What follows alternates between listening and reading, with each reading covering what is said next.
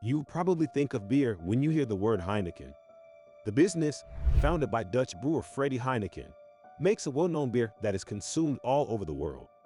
But Freddie Heineken's tale is considerably more complex than just the brewery he founded. Heineken and his chauffeur were abducted in the 1980s in what has been dubbed the most infamous kidnapping of the 20th century. There is always something going on around a beer, as the late owner of the global brewing firm Heineken, Alfred Freddie, famously said on his website. Heineken undoubtedly did not have kidnapping outside the headquarters of his beer company in mind when he stated that. But it is exactly what was happening to him 35 years ago today as he sat chained inside a chilly warehouse in his pajamas. Heineken could not have known at the time that a crew of 5 men had been watching his home, workplace, and everyday activities for months while they prepared a crime that would bring in a king's ransom. Corvin Hout, Willem Holleder, Franz Major, Jan Bollard, and Martin Camps, the guys who were pursuing the billionaire, had first met there when they were teenagers and young adults. 3 weeks after he had vanished, on November 30th, 1983, police in Amsterdam found the beer magnate and his driver, Abdader, in concrete cells in an otherwise empty warehouse. By that time, the kidnappers had escaped, but not before collecting a ransom of more than $10 million. On November 9th, 1983, immediately after finishing lunch with local law enforcement officers, Heineken ran into difficulty. On November 9th, just after a luncheon Mr. Heineken had given to officers who thwarted a plot to extort millions from his brewery, the 2 men were seized by 3 hooded gunmen outside the Heineken Brewing Company headquarters in the city's heart. The 2 gentlemen, Mr. Heineken and Mr. Dodder, were taken by panel truck to West Side Industrial Section, an area of auto wrecking and carpentry shops and other enterprises.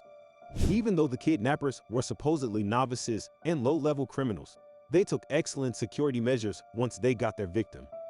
They allegedly continued living their regular lives, going to their regular jobs throughout the day, and dealing with the hostages at night. Additionally, they resisted speaking with Heineken or Dodder and instead used written or sign language to convey their needs. The crooks utilized newspaper articles with coded signals to discuss the ransom payment. But an anonymous tip to the police regarding the whereabouts of Heineken and Dodder exposed the kidnappers. Although it was vague, it was sufficient for the police to keep an eye on the appropriate region. Then, after police observed someone ordering 2 meals from a nearby restaurant and then taking them to the warehouse, a Chinese takeout order broke the case. However, the authorities held off on raiding the warehouse in the hopes that the hostages would be freed without incident after the ransom was paid. The police entered when they weren't.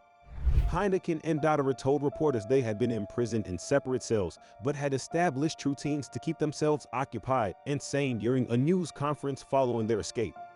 Heineken passed away from pneumonia in 2002 at the age of 78. Following the kidnapping, more than 20 individuals were detained for their claimed involvement in the crime, and after being apprehended and sentenced, one of the ringleaders, Willem Holleder, was convicted by an Amsterdam court for his involvement. The kidnappers Corvin Hout, Willem Holleder, Jan Bollard, Franz Major, and Martin Camps were eventually caught and served prison terms. In the Heineken kidnapping, Freddie Heineken was abducted and held in chains for 3 weeks until a ransom of 35 million guilders, $17 million, was paid, 8 million of which was never recovered.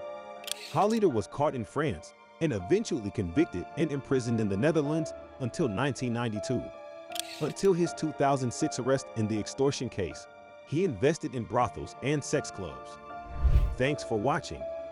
What do you think could have happened? Do comment your thoughts on the story sound off in the comment section below. Be sure to hit that subscribe button so we can keep you up to date with the latest in mystery shelves.